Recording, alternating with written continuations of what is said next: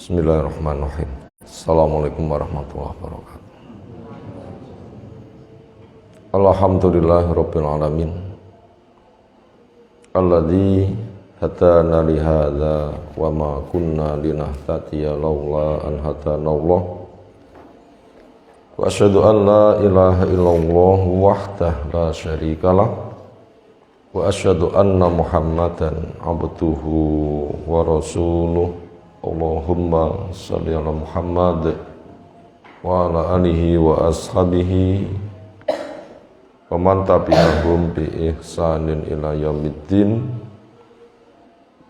Ya ayyuhalladzina amanu taqullaha haqqa tuqatih wa la tamutunna illa wa antum muslimun wa ba'du. Fa inna asdaqal hadisi kitabullah wa khairal hadyi hadi Muhammadin sallallahu alaihi wasallam wa syarrul umuri muhdatsatuha fa inna kulla muhdatsatin bid'ah wa kulla bid'atin dhalalah wa kulla dhalalatin finnar. Alhamdulillahilladzi ahyana ba'dama amatana wa ilaihin nusur. Allahumma inna nas'aluka ilman nafi'an wa rizqan thayyiban wa amalan mutaqabbalan. Allahumma inna ala dzikrika wa syukrika wa husni ibadatik. Allahumma anfa'na bima 'allamtana wa 'allimna ma yanfa'una warzuqna ilman yanfa'una.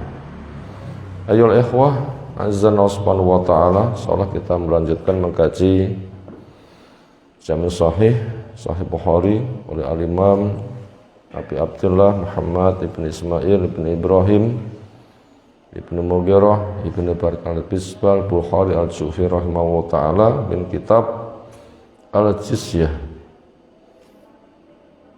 Qala mu'allif rahimahullah ta'ala babu ismi man ahada thumma ghadara. Ada bab ismi man, dosa orang yang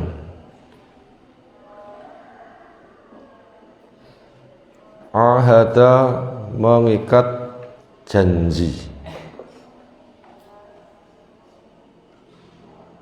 summa ghadara, kemudian dia mengkhianati janji, sudah kuat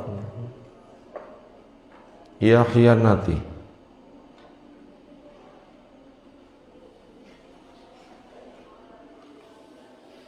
Ketetapan janji itu seperti kriteria sumpah qasam,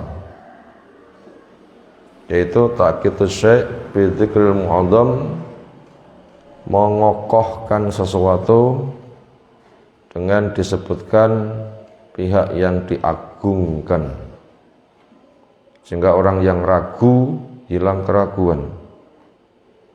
Ikatan janji nanti memiliki nilai pemahaman sepadan, sejalan dengan itu. Kalau sumpah menyebut nama Allah, kalau janji berarti ada ikatan bersama yang dipercaya, sehingga orang yang ragu juga akan hilang keraguannya.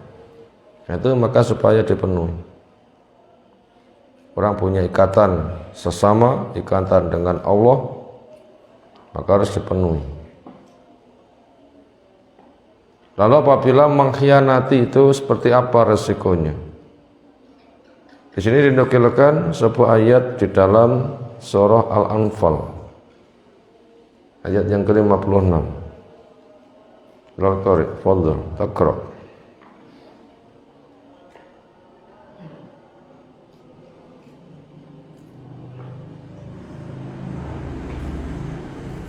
Min ayat hamsah wa hamsin.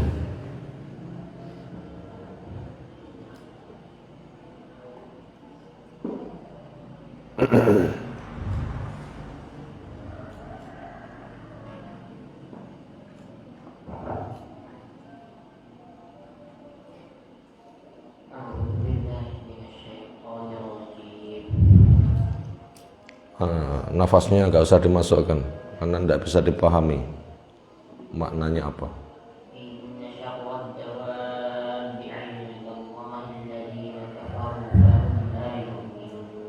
Diletakkan di kanan atau di kirinya, nggak di samping hidung.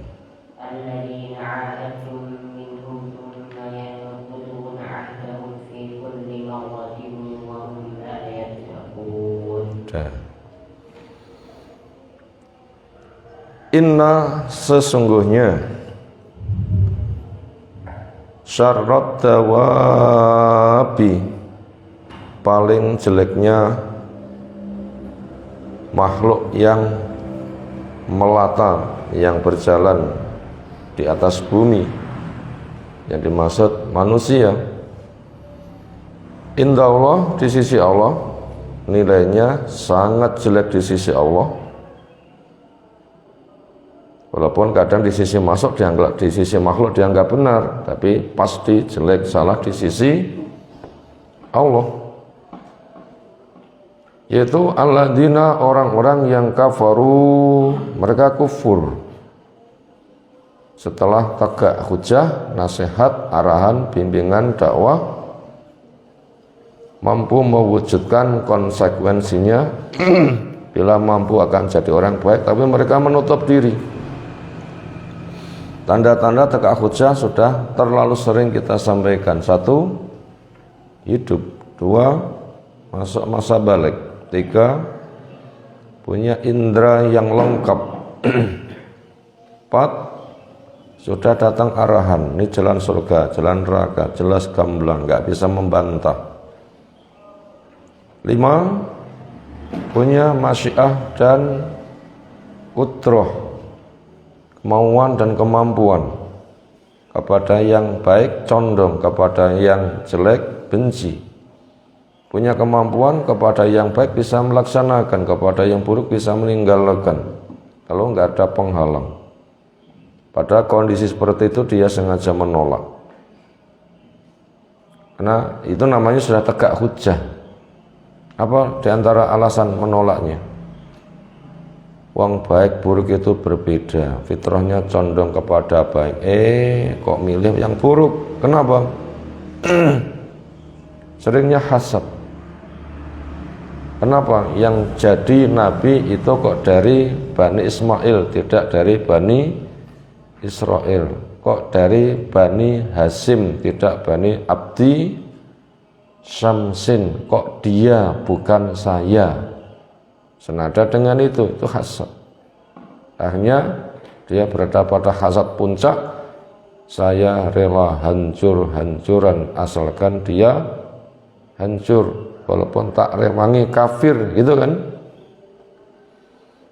Makanya itu namanya dikatakan kufur, itu prosesnya sudah tegak hujah, dia juhud, mengadakan pembangkangan, maka dia menjadi makhluk yang paling buruk di sisi Allah Subhanahu wa taala. Akhirnya fahum, mereka itu la yu'minun, tidak mau beriman, enggak mau menerima, akhirnya berpaling, enggak mau melihat, mempelajari, apalagi memahami, mengamalkan, mendakwahkan, bahkan yang ada melawan. Itulah iblis, itulah Abu Jahal, itulah Fir'aun, itulah Korun. Itu ada prosesnya. Alladzina, orang-orang yang ahadta, kamu mengadakan ikatan janji damai, minhum, dari mereka. Semua kemudian yang kuduna, mereka merusak ahdahum, janji mereka. Siapa orang-orang yang masuk kategori perusak janji? Pertama kali siapa yang merusak janji? Quraisy dari perjanjian Hudaybiyah. Yahudi juga sama, akhirnya dibredel satu persatu, sejak Bani Qainuqa, Bani Nadir, Bani Quraidah, tahun ke-7 Hijriah, Khaybar. Jadi bila mereka itu sudah kufur, tidak beriman, merusak janji, sudah itu makhluk yang paling jelek di sisi Allah Subhanahu wa taala. Lalu potensinya mereka merusak janji, mengadakan pengkhianatan berapa kali? Jawabnya gak ada batasan. Fi kulli marrotin, di setiap kali ada kesempatan mereka begitulah gayanya. Wahum la yatakun, mereka termasuk orang yang tidak bisa menjaga diri, gak bisa dipercaya. Nah, kepada orang seperti itu bagaimana resikonya? Pada ayat yang kita baca, mereka adalah makhluk yang paling jelek di sisi Allah Subhanahu wa taala. Ketika kaum muslimin bergaul lingkungan yang punya karakter seperti itu, siapa? Selain musyrik Mekah, tapi bisa dibredel. Yahudi bisa dibredel. Apakah sudah habis? Ternyata masih ada yang lain-lain. Masih ada yang lain-lain. Siapa itu? Kita masuk kepada pembacaan hadis wadud.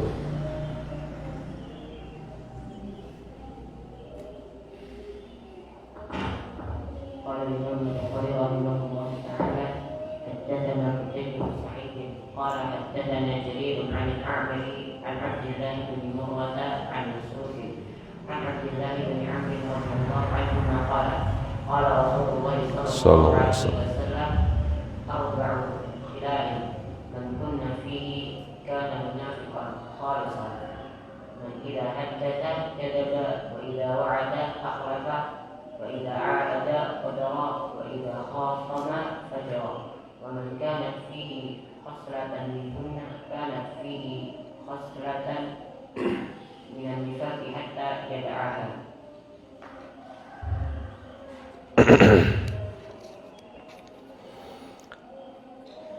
Setelah mu'alif menyampaikan hadisnya yang tertulis tadi sudah terbaca, sekarang kita ringkas dari Abdullah ibni Amr ibni As radhiyallahu anhuma qala bersabda Rasulullah sallallahu alaihi wasallam, arba'u khilalin, ada 4 macam.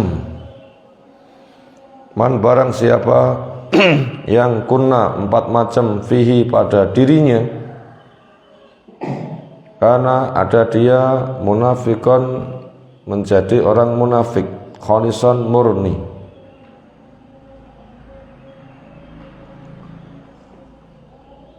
Siapa mereka? Yaitu man, orang yang idza haddasa, berbincang, ngomong, ngobrol, kadzaba, bohong. Wa idza wa'ada, ketika berjanji, akhlafa, menyelisihi. Yang kedua, ketika wa idza ahada, ketika mengadakan ikatan damai, ghadara, mengkhianati. Yang keempat, wa idza khasama, ketika bersengketa, fajara, curang.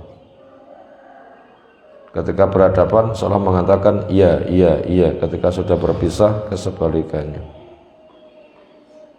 Waman, dan barang siapa yang kanat fih, pada dirinya khoslatun, 1 macam, minhuna, dari 4 macam tadi. Kanat, ada macam tadi, fi, pada dirinya, khoslatun, sebuah macam, minanifak, dari macam kemunafikan. Berarti pada dirinya belum munafik murni, tapi sudah ada saham munafik. Bila sudah dilengkapi nanti bisa murni kemunafikannya. Hatta apabila ingin bersih, ya tinggalkan. Itu pihak yang menyelisihi. Setelah Quraisy diberesi, Yahudi diberesi, ternyata belum selesai. Itu selalu dan selalu ada. Siapa? Munafik. Bahkan bahayanya lebih dahsyat daripada bahayanya musyrik. Bahayanya lebih dahsyat daripada bahayanya Yahudi, daripada bahayanya Nasoro. Karena musyrik kekafirannya terang-terangan, Yahudi kekafirannya terang-terangan, Nasoro kekafirannya terang-terangan. Tapi lek munafik dikira teman. Semisal musang berbulu ayam, dikira ayam ternyata musang. serigala berbulu domba, dikira domba tapi kenyataannya musang. Apalagi orang-orang awam nggak ngerti, semisal anak-anak ayam yang ditinggal mati oleh induknya, akhirnya dia merana, butuh teman yang merawatnya. Ketika kiek sana sini ada dikira ayam. Oh, itu teman saya. Ketika didekat ternyata malah menerekamnya musang. Demikian juga anak cempe, be pemek, itu mek ya. Mek itu ya. Di sana ada kambing, ada domba, dikira itu sebagai teman karena dia bersendirian. Begitu dekat juga diterkam. Jadi orang munafik itu bahayanya besar. Karena dikira teman. Kalau gitu orang munafik itu apa? Diambil dari kata nufaqo. Nifaq jamaknya nufaqo, yaitu binatang semisal tikus yang punya lubang di tanah, tembus ke sana kemari. Ketika dikejar dari satu jalan, dia sembunyi pada jalan yang lain. Itu makna bahasa. Dari kata nufaqo, binatang semisal tikus. Secara pendefinisian, man adharo al-Islam wa abtona al-kufro, orang yang menampakkan keislaman, menyembunyikan kekafiran. Berarti aslinya orang kafir, lalu dia menampakkan keislaman, khidaan sebagai tipuan. Aslinya orang kafir, tetapi ketika umat Islam itu kuat, mereka nggak bisa mewujudkan kekafirannya. Makanya orang munafik itu munculnya pada fase Mekah atau fase Madinah. Fase Madinah, fase Mekah kaum muslimin masih lemah, orang kafir terang-terangan. Fase Madinah ada tempat hijrah karena janji Allah Ta'ala, wa may yuhajir fisabilillah yajid fil ardi muragaman katsiran wasa'ah. Siapa yang hijrah di jalan Allah, maka akan mendapatkan tempat hijrah yang aman, rezeki yang luas. Akhirnya Madinah tempat yang luas, rezekinya banyak, Allah memberkahi, orangnya berbondong-bondong masuk Islam. Karena siap memboyong Nabi, mereka siap memperjuangkan lebih daripada dirinya, keluarganya, hartanya, martabat dunianya. Pokoknya Nabi manusia dicintai nomor satu, dirinya kalah, istrinya kalah, suaminya kalah, hartanya kalah, kedudukannya kalah, Nabi nomor satu. Akhirnya ketika berjuang menang, perang Badar menang, makanya wibawanya habis-habisan. Orang-orang kafir gak berani terang-terangan. Kalau terang-terangan, Quraisy saja KO. Kami tidak sekuat Quraisy. Bila berani menyerang jadi apa? Sementara mereka nggak mau kehilangan dunia, juga nggak mau minggat. Maka dengan pertimbangan semisal itu dia berpura-pura masuk Islam. Apalagi seperti profilnya Abdullah bin Ubay bin Salul. Ketika Nabi SAW belum hijrah, dia itu hampir jadi presiden Madinah. Hampir jadi presiden. Untuk mendamaikan suku Aus Khazraj di masa jahiliyah penyembah berhala. Ternyata belum sempat dinobatkan, Nabi kita SAW datang. Orang berbondong-bondong masuk Islam dan menyambutnya. Wow, itu dongkolnya pol-polan. Semisal punya toko laris manis, lalu kedatangan toko yang lain, ternyata para pembeli pindah dari toko dia ke toko baru, sehingga toko dia tidak ada pembelinya. Dongkol nggak kira-kira? Seringnya di masyarakat terjadi sihir, itu diantara permasalahannya. Sihir, pesaingnya itu mau disihir. Dan dari masa ke masa memang begitu. Dari masa ke masa begitu disihir. Akhirnya ketika mereka sudah berpura-pura masuk Islam, mereka banyak mendapatkan manfaat. Apa manfaat yang dipetik oleh orang munafik? Aslinya kafir berpura-pura masuk Islam. Mereka panen apa? Satu, panen pengelabuan, musuh dikira teman. Yang kedua, mereka tidak terhancurkan. Bila ada apa, ada pembagian mereka dapat. Yang ketiga, mereka leluasa mencari rahasia kaum muslimin. Ada rahasia ini harus betul-betul dijaga. Yang keempat, mereka bisa menjual rahasia, akhirnya mereka bisa untung besar. Bisa menjual rahasia, itu untung besar. Berapa rahasia dijual harganya? Quraisy saja ketika bikin sayembara, ketika Nabi kita mau dibunuh, akhirnya hijrah. Siapa yang bisa menunjukkan, menemukan, diberikan hadiah apa? 100 unta, berapa diuangkan? Bisa 3 miliar, itu satu berita saja bisa miliaran. Maka semangat mereka itu mencari berita. Kemudian bisa merusak dari dalam, mengadu domba sesama kaum muslimin, semisal Muhajir Ansor. Bisa menfitnah keluarga Nabi SAW seperti Hadisul Ifki. Mereka bisa menyergap pada Nabi SAW, para pemimpin kaum muslimin, karena tahu kesempatan lengahnya. Nah, senada dengan itu diantara keuntungan-keuntungan yang mereka mendapatkan.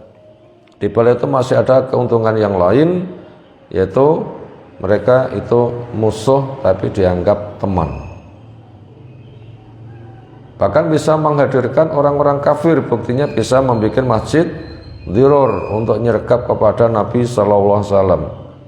Banyak keuntungan yang mereka dapatkan. Maka daripada itu, bahaya mereka itu lebih gede daripada bahayanya Yahudi, Nasara, musyrik, Majusi. Nah, begitu. Maka sangat besar sekali. Maka resikonya munafik itu apa? Bila mati gak tobat. Innal munafikin, ujungnya fitargi al-asfali minan nar, di tangga yang paling bawah dari neraka. Na'udzubillahi min dzalik. Itu munafiknya seperti itu. Lalu munafik dibagi dua, besar dan kecil. Yang besar kriterianya sudah kita sebutkan di atas. Yang kecil gimana? Yang kecil adalah dia sebenarnya muslim, mukmin insya Allah. Cuma keilmuannya lemah, menyebabkan keyakinannya lemah. Akhirnya kecenderungan kepada dunia relatif kuat, kepada akhiratnya kurang. Maka semata golek penak, mereka menipu biasa, mengkhianati janji biasa. Walaupun mereka merasa salah, tapi karena keimanannya tidak bisa menjaga, remnya kurang cakrem, gampang slong, los, gak kuat menahan diri, akhirnya mendorong dia untuk bohong, khianat, merusak janji dan sebagainya. Dia adalah termasuk orang Islam yang salah. Nanti apabila masuk neraka tidak di tangga yang paling bawah. Apabila orang punya kemudian mengikisnya seolah selamat, tapi apabila dia membiarkannya, lama-lama akan mengeras jadi kerak, sehingga nanti akan menguasai pada dirinya. Dan itu tanda-tandanya banyak, 4 diantaranya. Ketika bicara bohong, ketika berjanji mengkhianati, ketika mengadakan ikatan damai merusaknya, ketika dia sedang punya masalah, berhadapan seolah iya, tapi ketika sudah berpisah, mereka berbuat curang. Nah, itu tanda-tanda orang munafik. Makanya masing-masing diri gali sifat itu. Makanya harus dikuatkan ilmu syar'i. Semoga mengokohkan iman, belajar taat dan berdoa. Ya Allah, bantu saya untuk zikir, syukur bisa membagusi. Kokohkan taufikmu kepadaku, Saya paham, saya beramal, saya harap, saya cemas, saya cinta, saya bisa merasakan manisnya iman, saya teguh cinta akhirat, dunia sebatas sarana, benci kepada kekufuran. Nah, itu langkah-langkahnya. Siapa yang bisa, seolah akan mendapatkan nilai keselamatan. Semoga Allah selamatkan kita semuanya. Fadhil hadis berikutnya.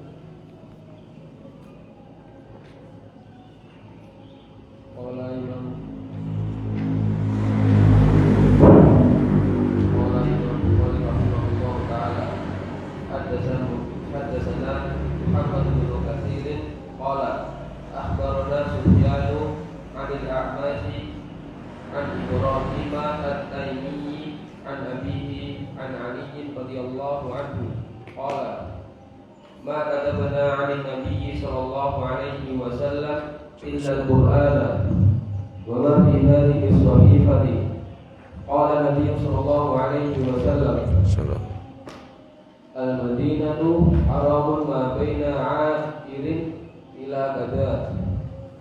Faman ahdasa hadasan aw awa muhdisan fa 'alaihi la'natullahi wal malaikati wan nasi ajma'in. La yuqbalu minhu 'adlun wala sharfun wa zimmatul muslimina wahidatun yas'a biha adnahu wa man ahrafa musliman fa alayhi la'natullahi wal malaikati wan nasi ajma'in la yaqbalu minhu sarfun wa la 'adlun wa man wala qauman bi ghairi idani, dijauhkan dari hidungnya, izni mawalihi fa'alaihi la'natullahi wal malaikati wan nasi ajma'in la yuqbalu minhu sarfun wa la 'adlun. Sudah sampai situ dulu. Hadis diceritakan dari Ibrahim At-Taimi dari Abi dari Ali radhiyallahu anhu. Maka kata benar tidaklah kami menulis anin nabiyyi dari Nabi sallallahu alaihi wasallam illa kecuali Al-Qur'an wa ma fi hadis sahifah dan apa yang ada di lembaran-lembaran ini yang kemudian sudah kita baca hadis nada ini. Al-Qur'an jelas punya buku catatan perincian tentang hukum, apalagi Ali dikenal sebagai pakar hukum, sebagai hakim yang adil, maka buku-buku catatan itu penting. Isinya apa yang ada di catatan Ali radhiyallahu anhu? Ya tulis qala Nabiyu, bersabda Nabi SAW, Al-Madinatu, Madinah itu haramun, menjadi tanah haram, tanah yang terjaga, gak boleh dinodai kehormatannya. Apa peraturan di tanah haram? 1, gak boleh untuk perang. 2, gak boleh diburu binatangnya. 3, gak boleh ditebang pepohonannya. 4, gak boleh diusir binatang lalu tempatnya ditempati. 5, gak boleh diambil barang yang jatuh kecuali sebatas untuk diumumkan. Nah begitu. Berikutnya gak boleh untuk diburu binatang-binatangnya. Kalau diburu nanti kena hukuman.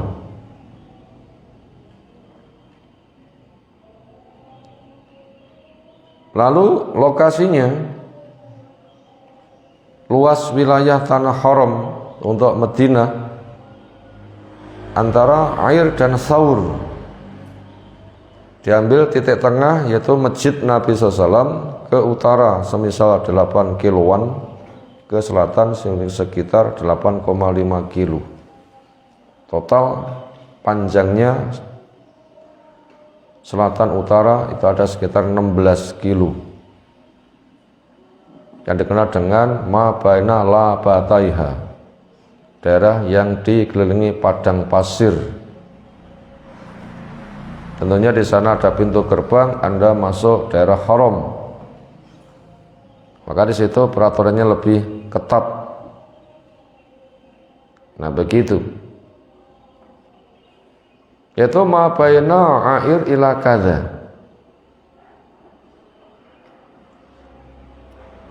Daerah air sampai begini, yaitu Gunung Thaur. Faman ahdasa hadasan, siapa yang membikin perbuatan bid'ah awa muhtisan, melindungi kepada pelaku bid'ah. Bid'ah di mana-mana tidak boleh, di sana lebih tidak boleh. Karena ada kehormatan tanah, apalagi di situ markas ilmu, sentra. Di sana ada Nabi membawa Islam yang murni. Ketika merusak ke pusatnya itu lebih dahsyat bahayanya. Misal mencuri di pasar sama mencuri uang infak di masjid, gede mana? Gondol bojone uang delik nak pasar, karo delik nak imaman gede itu soalnya. Beda. Beda. Lebih gede lagi. Itu gambaran. Lebih dahsyat dosanya. Resikonya apa? Falai akan menimpa kepada dia laknatullah, laknat Allah, wal malaikatin, laknat malaikat, wan nasi ajmain, laknat manusia semuanya. Mengerikan kan? Sangat mengerikan resikonya. Allah melaknat berarti memutuskan orang itu neraka, enggak masuk surga. Walaupun itu ada kadarnya. Malaikat doanya dikabulkan, semua manusia sampai yang kafir juga jadi korban karena mereka mau Islam itu ternyata dikabulkan, dikira benar tapi salah. Juga akan melaknatnya, saya cari hidayah, saya duga benar ternyata salah, ditipu, melaknat juga dia. Dan manusia antara yang menyesatkan dan yang disesatkan nanti di hari kiamat saling tuntut. Apalagi mereka yang promosi menyesatkan dengan janji-janji. Ikuti saya, akan saya pikul dosa-dosamu. Ittabi'na nahmil khotoyakum wa mahum bihamilin. Ikuti kami, saya pikul, padahal mereka enggak bisa memikulnya. Banyak nanti korbannya. La yuqbalu minhu, tidak diterima darinya adlun, ibadah wajib, wala sarfun, dan juga ibadah sunnah.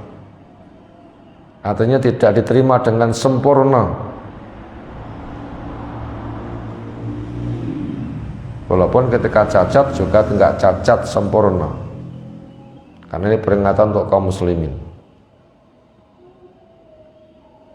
Wadimatul muslimin, dan jaminan aman yang diberikan oleh kaum muslimin itu wahidatun, nilainya sama.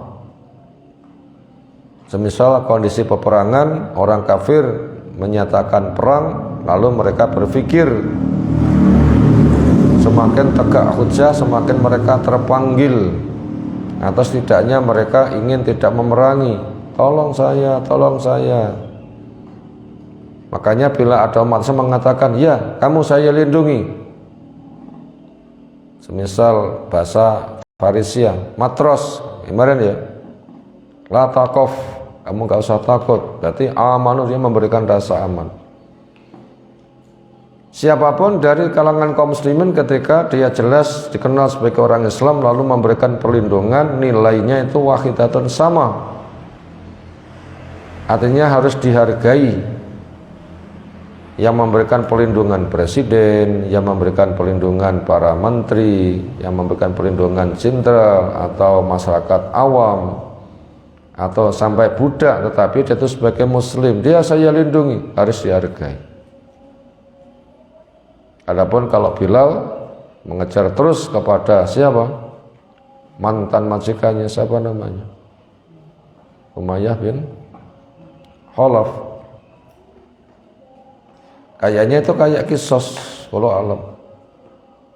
Dia dulu menyakiti dia, sekarang punya kesempatan untuk dikenakan hukuman. Memang tanah haram itu tidak melindungi orang yang lari dari darah. Makanya orang diberikan jaminan, ya diupayakan dia tidak orang yang berpotensi kena tuntutan qisas, wallahu a'lam. Makanya hanya dibunuh oleh Bilal. Yas'a biha, berlaku nilai jaminan adnahum, sampai yang bermartabat dianggap paling rendah.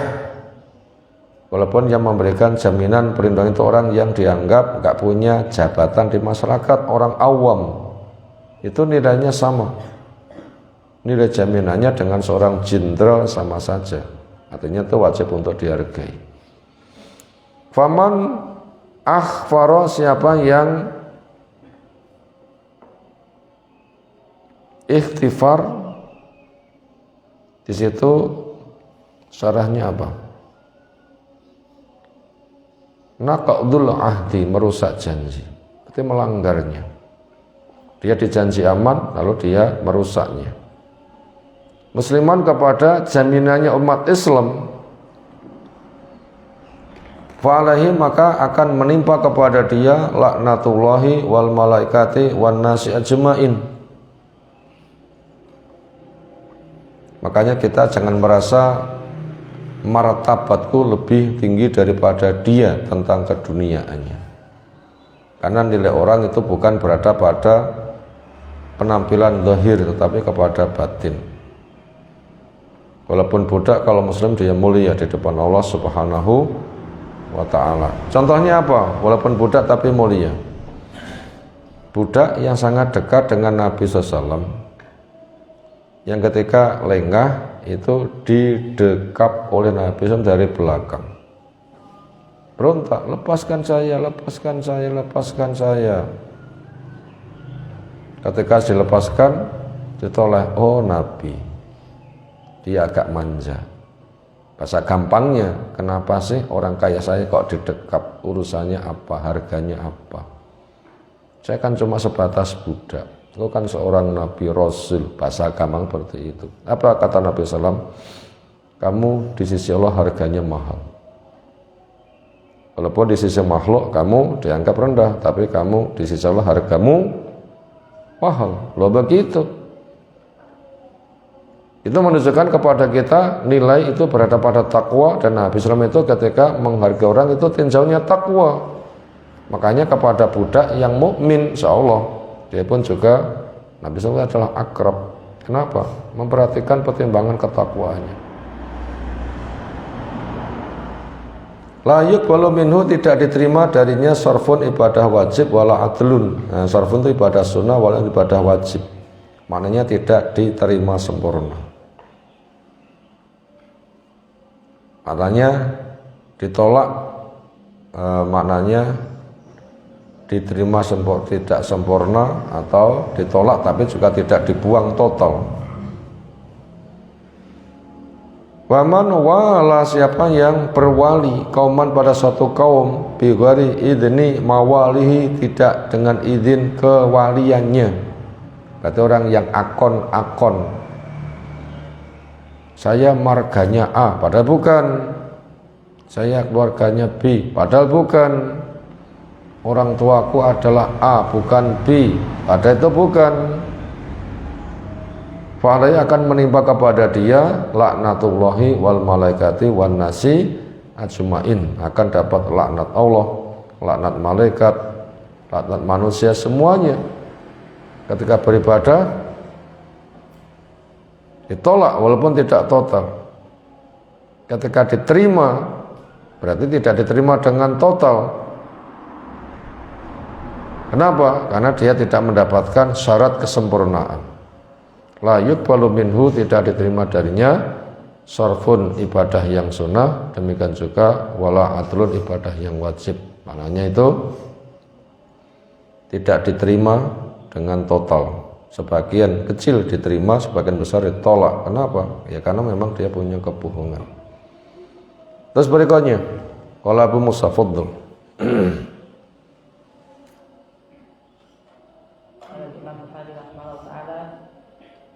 قال أبو موسى حدثنا هاشم بن القاسم قال حدثنا إسحاق بن سعيد عن أبيه عن أبي هريرة رضي الله عنه قال كيف أنتم إذا لم تشربوا دينارا ولا درهما فقيل له وكيف ترى ذلك كائنا يا أبا هريرة قال إي والذي نفس أبي هريرة بيده عن قول الصادق المصدوق قالوا عنا ذلك قال تنتهك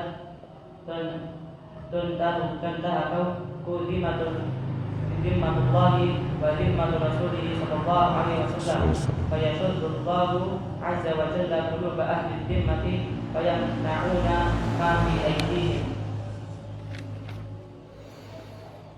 Berkata Abu Musa hadasana Hasim ibnu Al-Qasim hadasana Ishaq ibnu Sa'id an Abi Hurairah radhiyallahu anhu.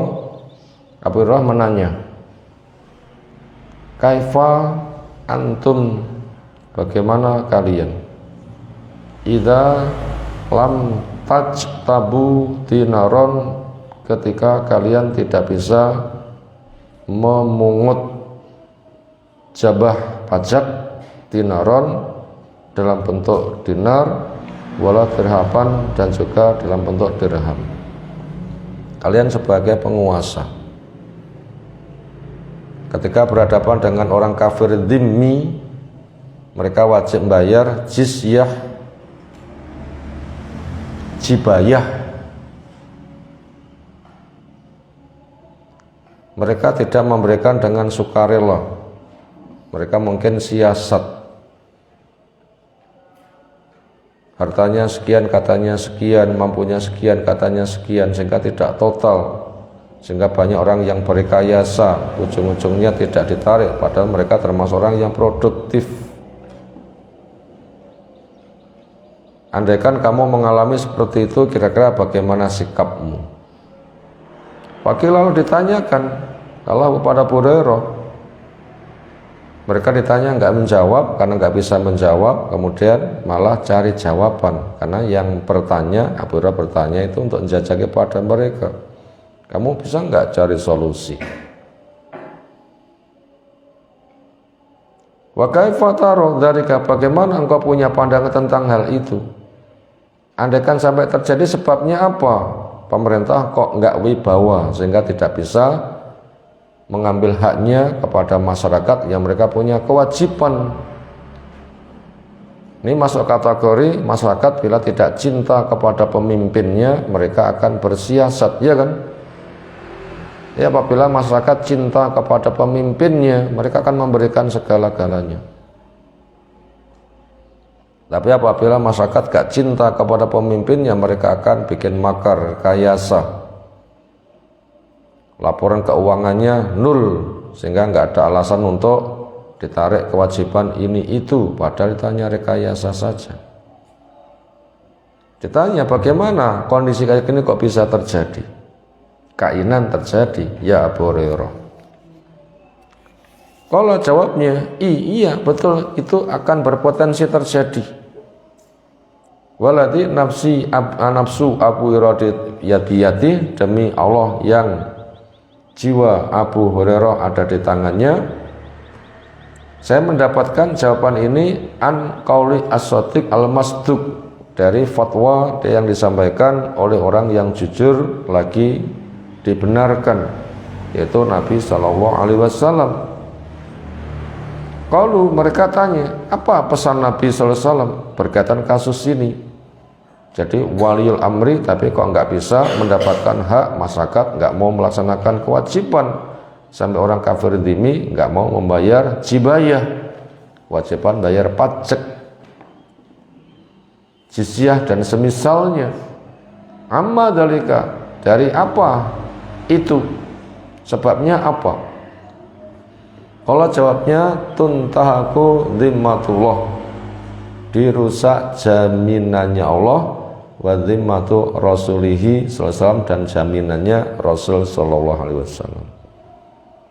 Jadi orang kafir dhimmi yang mereka dijamin aman atas nama Allah, atas nama Rasul. Allah memberikan jaminan aman, Rasul memberikan jaminan aman. Ketika pada masa Nabi SAW mereka dijamin aman, ketika Nabi SAW itu meninggal, pemerintahnya berganti, ternyata mereka tidak bisa memberlakukan orang dhimmi dengan benar. Makanya orang dhimminya itu dongkol. Kenapa? Hak-hak mereka dirusak. Mungkin dulu orang kafir dhimmi itu 1 tahun membayar jizyah 1 dinar. Ketika berganti penguasa dilipatkan menjadi 2 dinar, menjadi 3 dinar, 4 dinar. Padahal ekonominya mereka nggak berubah. Akhirnya mereka merasa tertindas. Itu namanya ada gejala jaminan Allah, jaminan Rasul itu dirusak. Ada pemerintahan yang zalim. Apabila sudah begitu bentuk pemerintahnya tidak menghargai hukum Allah, fayasuddullahu azza wa jalla quluba ahli dhimmah, maka Allah akan membuat keras. Allah azza wa jalla quluba ahli dhimmah, hatinya orang kafir dhimmi. Ini permasalahannya. Jadi para penguasa yang zalim itu akan hilang wibawa. Masyarakat yang semula tunduk berani membangkang. Nah begitu. Fayamnaun, akhirnya mereka menghalangi ma fi aitihim, apa yang ada di tangan mereka.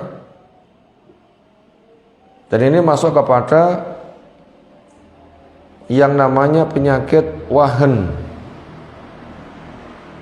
yang Nabi SAW itu pernah menyentil. Akan datang sebuah masa yang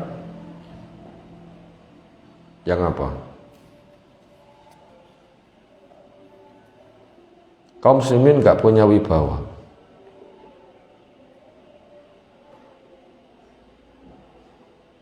Gimana prosesnya? Ya tadi,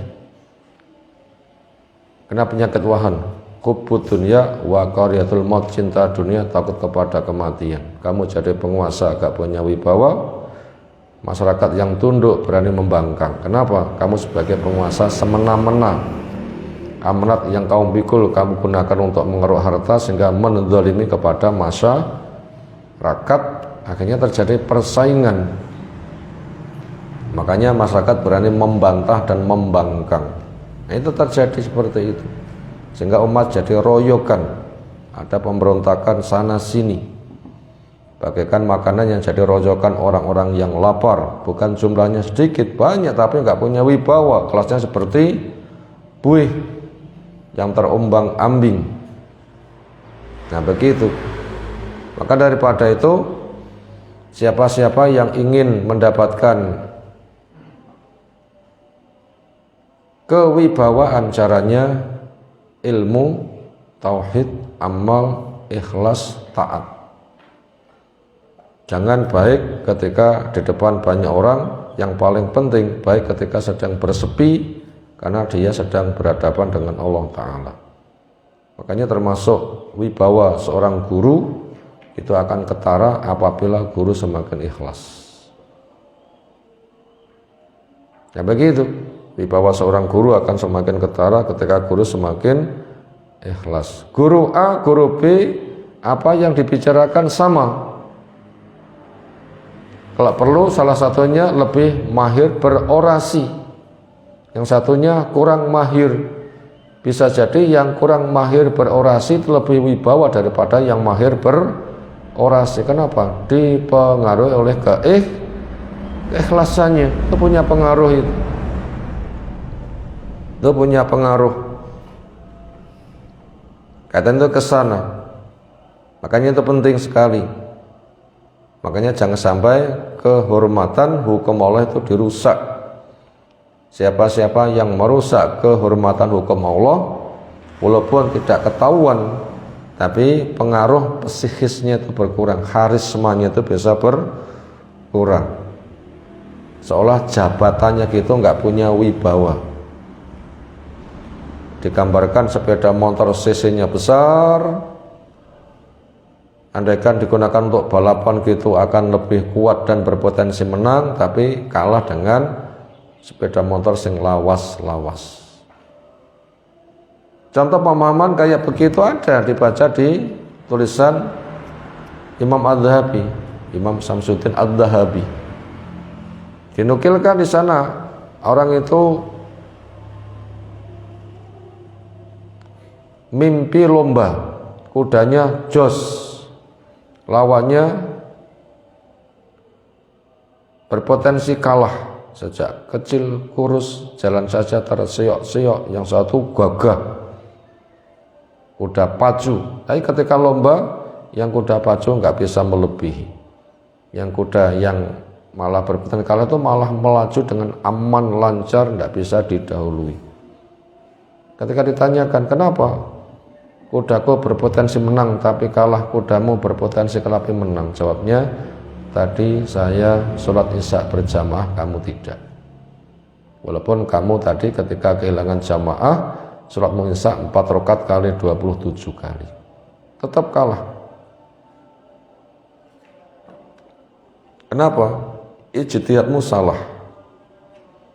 Kamu tidak berjamaah. Kamu ingin mengejar fadilah dengan ijtihad yang salah. Isya 27 kali nggak bisa membandingi kami yang kami nggak telat dari sholat berjamaah. Ternyata begitu.